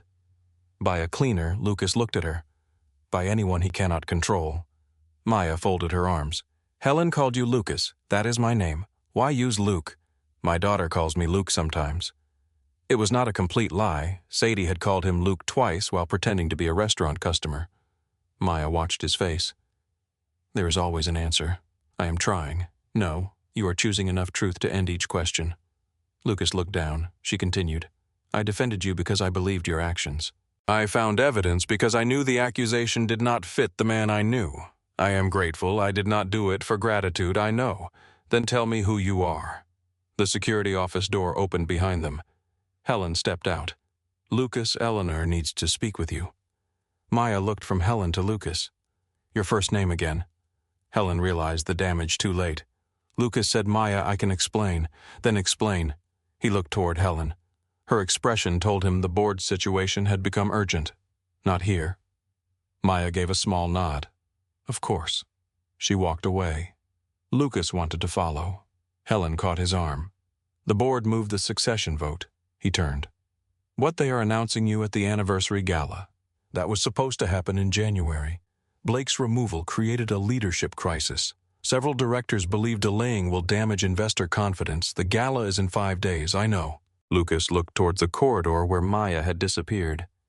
I need to tell her first. Yes. Helen's answer came without hesitation. Lucas went to Maya's office after the meeting. Her assistant told him she had left for a city review session. He called. The call went to voicemail. He left no message. He began typing one, then deleted it. That evening, he went to her apartment. He stood across the street beneath an umbrella and watched residents enter through the glass lobby doors. Maya appeared near the mailboxes with a woman carrying a legal folder. Lucas recognized the woman as an employment attorney who had represented several executives during workplace disputes. Maya looked exhausted. The attorney placed a hand on her arm and said something Lucas could not hear. Maya nodded. Lucas imagined entering the lobby. He imagined telling her that the company investigating her relationship belonged to his family. He imagined explaining that Eleanor had been studying her, that Helen had protected his false identity, and that every floor beneath Maya's feet had been shaped by decisions bearing his name. He remained across the street. Fear dressed itself as consideration. She had legal concerns. She was tired. The sidewalk was public. The moment was wrong. Lucas returned home without speaking to her. Sadie sat at the kitchen table finishing homework. She watched him remove his wet coat. "Did you tell her no?" Sadie lowered her pencil. "Why, she was with someone. You could wait. It was not the right time. You always say that." Lucas opened the refrigerator, though he was not hungry. "The board is announcing me at the gala." Sadie became still. "Does Maya know no? When is the party Saturday?" Sadie looked at the calendar on the wall. "That is 5 days, I know. Then tell her tomorrow." Lucas closed the refrigerator. "I will." Sadie stared at him. "Promise, yes." The next morning, Maya flew to San Francisco for an emergency meeting with the Harbor Point Investment Group. Her return flight was delayed by fog. Lucas called twice. She did not answer. He wrote a letter by hand because a message felt too small. He sat at the kitchen table until after midnight, crossing out every sentence that sounded like an excuse. He began with his name. "My name is Lucas Whitmore." He explained the divorce. He explained Sadie. He explained Eleanor's proposal and the 90-day agreement. He admitted that he had believed hiding his wealth would allow someone to know him without influence. He admitted that he had not understood how the disguise also removed Maya's ability to judge the situation honestly. He wrote, "I told myself that Luke was the real man, and Lucas was only the name attached to money. That was easier than admitting both men were incomplete without the truth." The next morning, Lucas carried the letter to Whitmore Tower. Maya had not returned. Her assistant said she would arrive directly at the gala rehearsal on Saturday afternoon. Lucas placed the sealed envelope inside a delivery folder marked for Maya Reynolds. A temporary assistant collected the folder with several event documents. The envelope was sent upstairs to corporate events. It was placed beneath seating charts and sponsor agreements. No one delivered it. For the rest of the week, Lucas did not return to custodial work. The board required him on the executive floor. Attorneys prepared statements. The finance committee briefed him on pending acquisitions. A tailor arrived with 3 suits.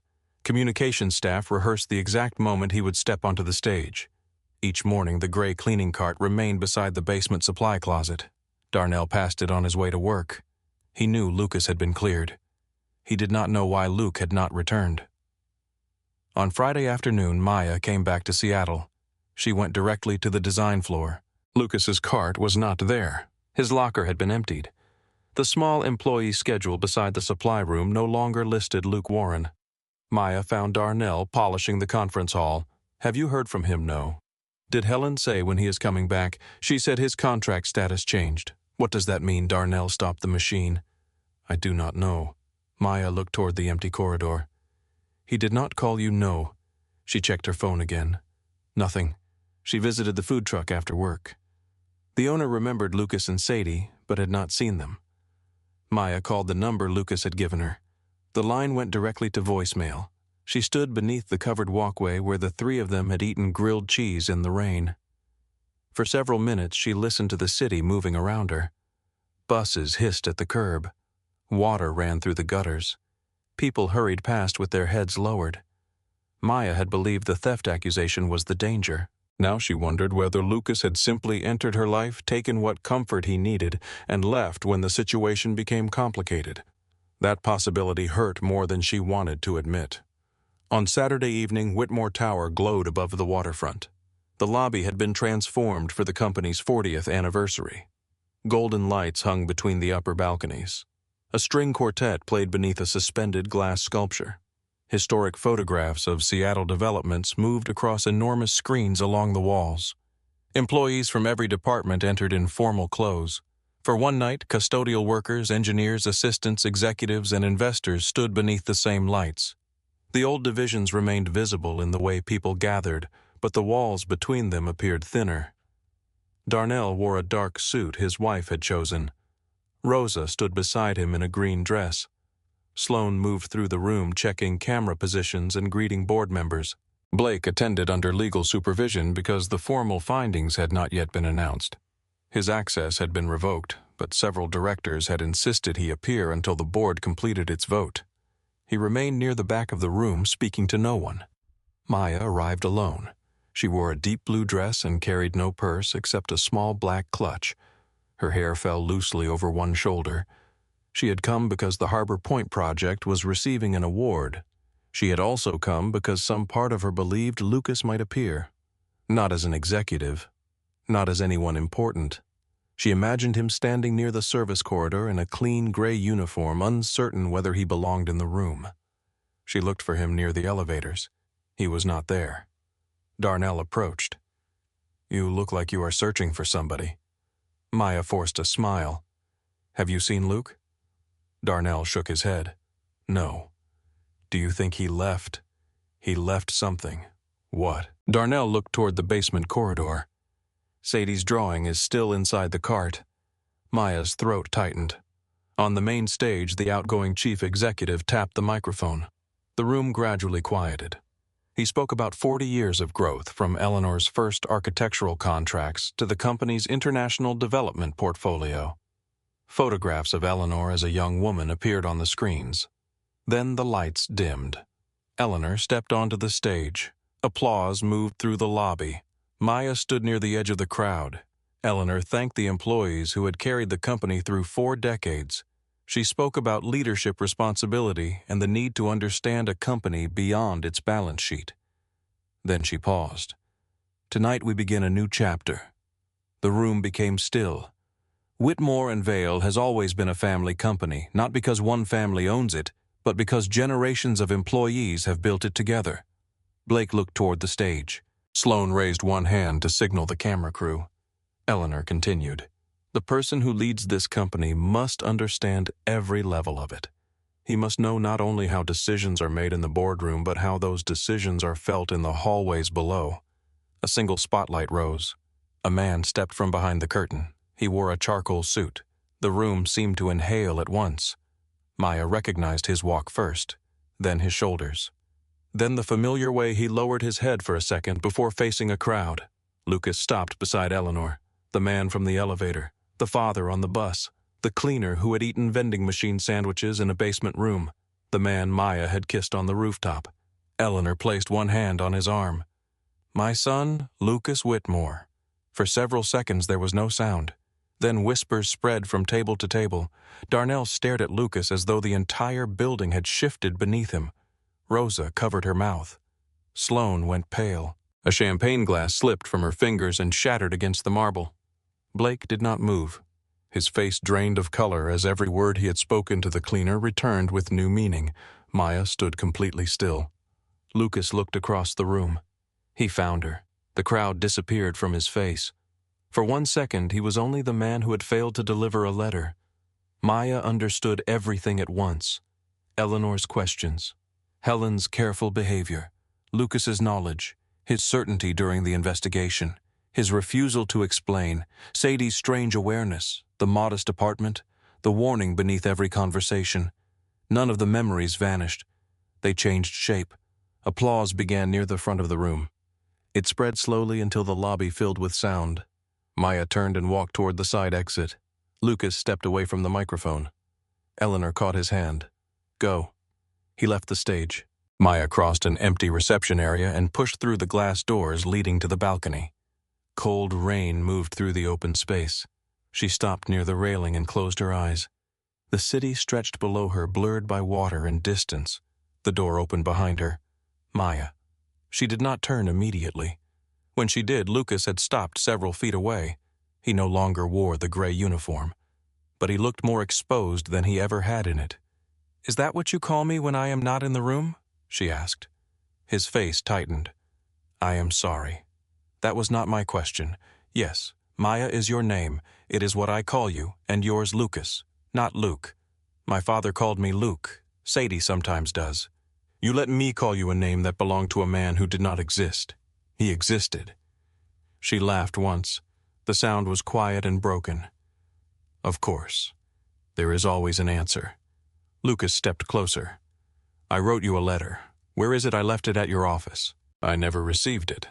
I should have told you in person. Yes, I came to your apartment, and then I saw you with an attorney. So you left." "I did not want to make things worse." Maya looked toward the glowing ballroom. "You announced it to 800 people instead. That was not my choice, but telling me was." Lucas had no defense. Rain darkened the shoulders of his suit. Maya looked at him as if seeing two men standing in the same place. "You own this company. My mother owns most of it." Her eyes flashed. "That is the part you want to correct. No. You are becoming chief executive. Yes. You watched me fight Blake while knowing you would eventually have authority over both of us. I never used it. You did not have to. You had information I did not. I was trying to know who people were when they believed I had nothing. And what was I?" Lucas stared at her. "What do you mean, was I the woman you loved? Or the employee who passed your test? You were never a test. Then why was your mother questioning me? She wanted to know who I was. That is a test. I told her not to interfere. She watched me anyway." Lucas looked through the glass doors. Eleanor stood inside at a distance, her face filled with regret. Maya followed his gaze. "Everyone knew except me.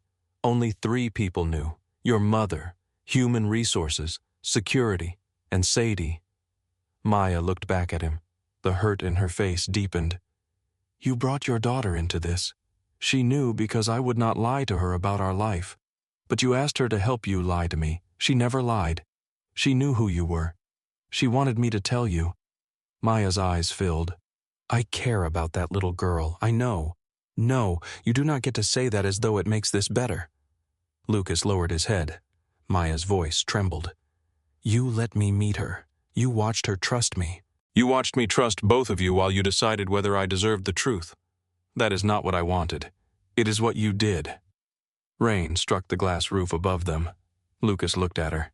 "I was married to someone who loved the life around me more than she loved me." After the divorce, women approached Sadie as though she were a door into my family. They remembered her birthday after asking what property she would inherit. They brought her gifts and disappeared when I would not give them access. Maya listened without interrupting. Lucas continued. "I became afraid that anyone who cared for us was performing. I thought if the money disappeared, I could finally believe what I saw. And did you?" "Yes." "Then why did you keep lying?" The question cut through every explanation. Lucas breathed slowly. "Because the longer I waited, the more I had to lose. So you protected yourself." "Yes, and left me unprotected." Lucas closed his eyes. "Yes." Maya looked away. "I told you about Daniel, I remember. I told you what it felt like when someone used money to control the choices I thought were mine. I know. You stood there and let me tell you that hidden power terrified me. I know. And then you kissed me." Lucas said nothing. Maya turned toward him. "Was anything real? Everything I felt? That is not the same as everything being honest." "No." The word came quietly. Lucas stopped explaining. He looked at her without the careful answers he had used for months. "I was so afraid someone would use me that I used your trust." Maya's face changed. He continued. "I told myself I only hid my last name, but I hid the power I had over the place where you worked. I hid why Eleanor watched you. I hid the fact that you were making choices without the truth you needed." Maya wiped rain from her cheek, though it was impossible to tell whether it was rain.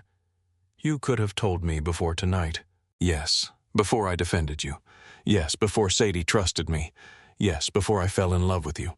Lucas stopped breathing for a second. Maya seemed to realize what she had said. Neither of them moved. Lucas did not reach for her. He knew that touching her now would turn confession into pressure. "I love you," he said. Maya closed her eyes. "That is why this hurts."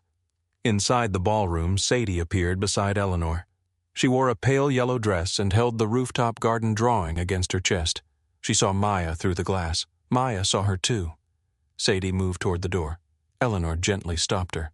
Maya looked at Lucas. Did she know tonight? Yes? Did she know I did not? Yes? Lucas's voice broke. She begged me to tell you. Maya stared at Sadie.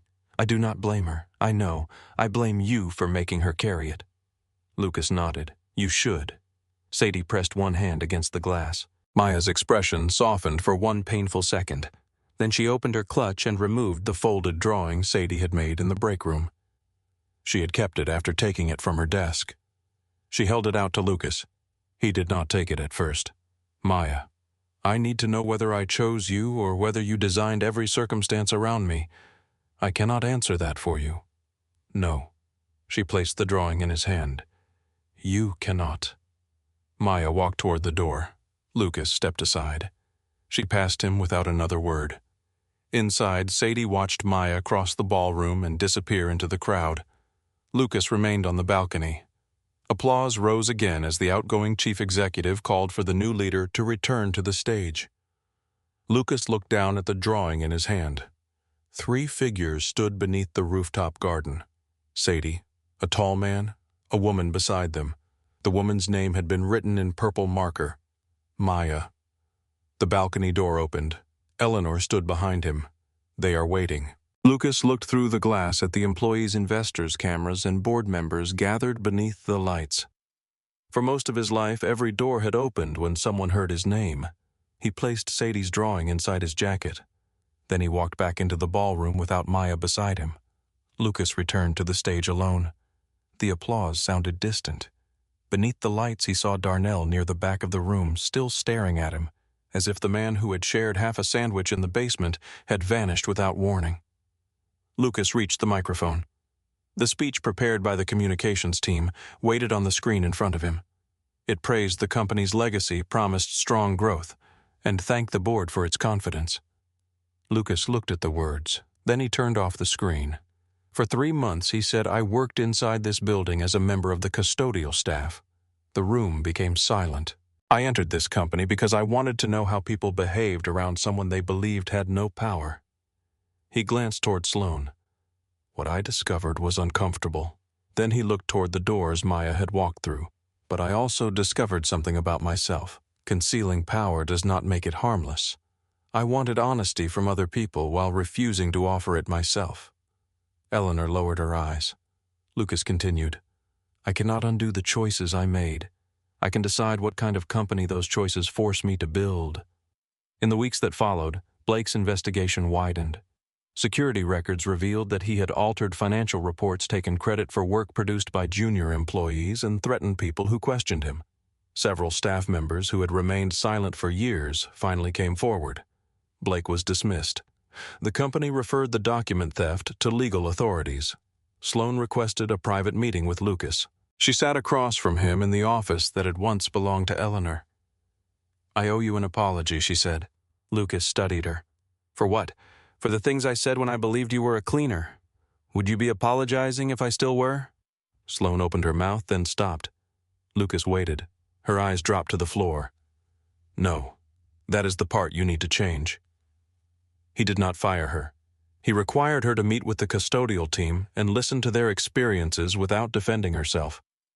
Lucas also changed the structure of the company. Custodial workers became direct employees with health coverage and stable schedules. The basement break room was renovated, but Lucas refused to let that become the only symbol of progress. Contract workers were given access to the main cafeteria. A workplace council was created with representatives from facilities, security administration, and food service. Darnell was asked to help lead it. He entered Lucas's office wearing the same work shirt he had worn during their first week together. You knew who I was, Lucas said. Darnell sat across from him. I knew you were hiding something. Why did you not ask? Because a man tells the truth when he is ready. Lucas looked toward the window. Sometimes he waits too long. Darnell nodded. That happens too. Maya took a leave from Whitmore and Vale. She did not answer Lucas's calls. He sent no flowers, jewelry, or expensive gifts. Instead, he wrote one letter. He explained everything without asking for forgiveness. He admitted that fear had become an excuse for control. He apologized for involving Sadie and for allowing Maya to risk her career without knowing who he was. The final lines were simple. You do not owe me another chance because my reasons were painful. I will become more honest whether or not you are there to see it. Maya kept the letter. She did not reply. Sadie remained angry with her father. One evening, she found him washing dishes in the apartment. Are we moving back to the big house, she asked. Grandma thinks we should. Do you? Lucas looked around the small kitchen. No. Sadie sat at the table. Can you make Maya come back? No. Why not? Because loving someone does not mean you get to choose for them. Sadie traced a circle on the tabletop. You ruined it. I know. Can you fix it? Only if she wants me to help. Lucas turned off the water. I also owe you an apology. Sadie looked up. I asked you to carry a secret that belonged to me. You should never have been responsible for protecting my lie. Her eyes filled, though she tried to hide it. I liked her. So did I. You love her? Yes. Sadie looked toward the dark window. Then why did you lie? Lucas sat beside her. Because I was afraid the truth would make her leave. Sadie whispered. She left because you did not tell it. Lucas nodded. Yes. 3 months later, Maya returned to present the final Harbor Point design to an independent review committee. Lucas removed himself from every decision involving her position. Her work was evaluated by an outside panel, and she reported directly to the chief operating officer. At the construction site, Maya saw Darnell seated at the planning table as a paid employee representative. She saw Lucas carrying folding chairs into the unfinished community center. There were no cameras nearby. His sleeves were rolled to his elbows. Dust covered his shoes. He noticed her but did not approach. Maya watched him place the final chair in a row. Then she walked toward him. Sadie's rooftop garden made it into the design. Lucas smiled carefully. She will demand payment. She asked for strawberries. That sounds affordable. Rain tapped against the temporary roof. Maya looked at him. I read your letter. I know. How you did not send it back. A faint smile crossed her face. I am still angry. You should be. I do not know whether I can trust you. I know. He offered no defense. Maya looked toward the unfinished childcare center. The man in the uniform was real, yes. The father on the bus, yes. The man who kissed me on the roof. Lucas took a breath. He was afraid, but he was real. And the billionaire Lucas glanced toward the tower visible beyond the construction cranes. I am still learning who he is. Maya stepped closer. I am not ready to continue where we stopped. Lucas nodded. Then we do not. We start again. She held out her hand. My name is Maya Reynolds. Lucas took it. Lucas Whitmore, single father, former cleaner, recovering liar. That last part needs work. I have been told. 1 year later, they married in a small garden on Bainbridge Island. Darnell and his wife sat in the front row. Eleanor wore the blue dress she had worn when she opened her first architecture office. Sadie stood between Lucas and Maya during the vows. She unfolded a page written in purple marker. Dad thought he needed to become poor so someone could see who he really was, she said. The guests smiled. But Maya saw him before he knew how to tell the truth. Lucas lowered his head overcome. Sadie looked at Maya. She also stayed long enough for him to learn. Months later, the three of them entered Whitmore Tower together. A new cleaner struggled with the squeaking wheel of an old cart. Lucas stopped, knelt, and tightened it with a small tool from the maintenance box. Maya watched him push the cart once. It rolled silently. Still remember how she asked? Lucas stood. Some things should be hard to forget. Sadie pressed the elevator button. Lucas took Maya's hand as the doors opened. This time there was no false name, no hidden fortune, and no test waiting behind the glass. Only 3 people choosing to enter together.